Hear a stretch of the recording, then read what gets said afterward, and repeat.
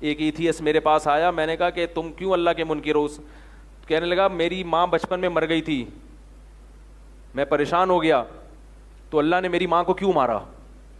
اللہ نے میری ماں کو کیوں مارا؟ اس لیے مجھے اب میں نے اللہ ہی کا انکار کر دیا ہے. تو چونکہ وہ کہتے ہیں کہ جو ہم چاہ رہے ہیں اللہ وہ کرے, پھر ہم اللہ کو مانیں گے, ورنہ ہم اللہ کو نہیں مانیں گے. ہم یہ کہتے ہیں کہ اللہ سب کچھ کر سکتا ہے, مگر کرتا وہ ہے جو چاہتا ہے, جس کا ارادہ کرتا ہے. وہ ہمارے کام بنا دے تو بھی اللہ ہے, نہیں بنائے تو بھی اللہ ہے. سوال پیدا ہوتا ہے جب وہ ہمارے کام نہیں بنا رہا تو اللہ تو ہے, مگر ہم پھر اس سے محبت کیوں کریں؟ بھائی جب ہمیں نقصان پہنچا رہا ہے تو محبت کیوں کریں؟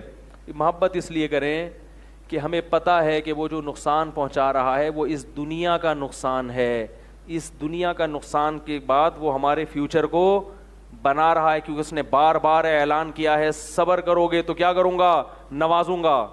رسول اللہ صلی اللہ علیہ وسلم نے ارشاد فرمایا کہ بعض اہل جنت جب جنت میں جائیں گے تو اپنی نیکیوں کے جو نتیجہ دیکھیں گے, ثمرات دیکھیں گے, تو اتنا اجر دیکھیں گے, وہ کہیں گے اے اللہ ہم نے تو یہ نیکیاں کی ہی نہیں ہیں, ہمارے ترازو میں اتنا اجر کیسے؟ اللہ کہیں گے فلاں موقع پر تجھے تکلیف پہنچی تھی, تو نے صبر کیا, یہ اس صبر کی نیکی. فلاں موقع پر فلاں تکلیف پہنچی, تو نے صبر کیا, یہ اس کی نیکی. فلاں موقع پر تیری اولاد کے ساتھ ایسا ہوا, صبر کیا, یہ اس کی نیکی. فلاں موقع پر یہ ہوا, یہ ہوا, یہ ہوا. انسان کے تصور میں ہی نہیں ہوگا کہ اتنے غم جو دنیا میں مجھے ملے یہ سارے میزان کے ترازو میں نیکیاں بھر کے جمع ہو رہے تھے.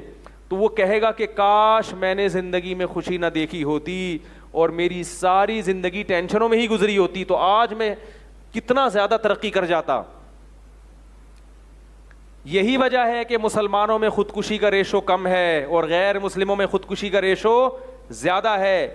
جو مسلمان خاص طور پر دین کے قریب ہوگا وہ غم میں یہ سوچ کے صبر کر لے گا کہ اس غم کا بدلہ مجھے آخرت میں ملنے والا ہے. اللہ نے پیغمبروں کو غم دے کے نوازا ہے.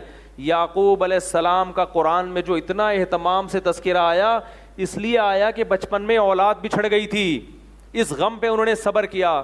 اور یوسف علیہ السلام جو اتنے بڑے پیغمبر بنے اس لیے کہ بچپن میں باپ سے بچھڑ گئے تھے اور جیل کی زندگی میں جوانی کا بہت بڑا حصہ گزار دیا, مگر صبر کیا. اس صبر کی برکت کیا ہے کہ اللہ نے پوری سورہ یوسف علیہ السلام کے نام پہ نازل کر دی.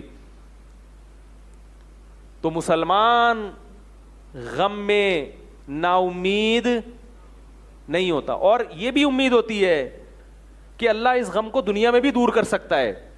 غیر مسلم دیکھے گا اسباب کے تانے بانے ملائے گا, وہ کہے گا اسباب کی دنیا میں غم دور ہونے کی امید نہیں ہے, لہذا مایوس.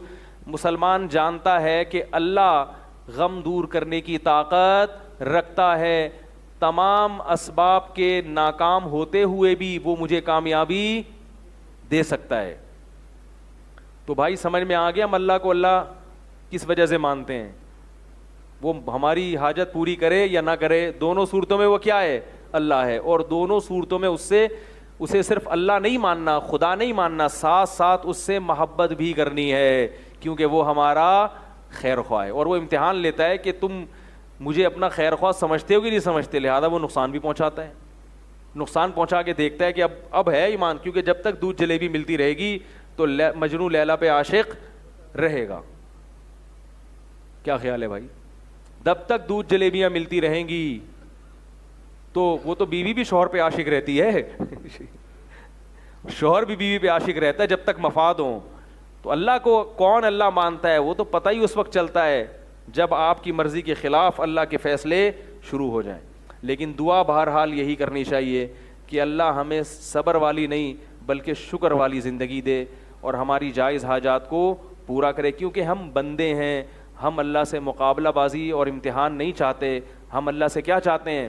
عافیت چاہتے ہیں. تو بندگی کا تقاضا یہی ہے کہ اللہ ہمیں غم نہ دے, ہمیں آزمائش میں نہ ڈال.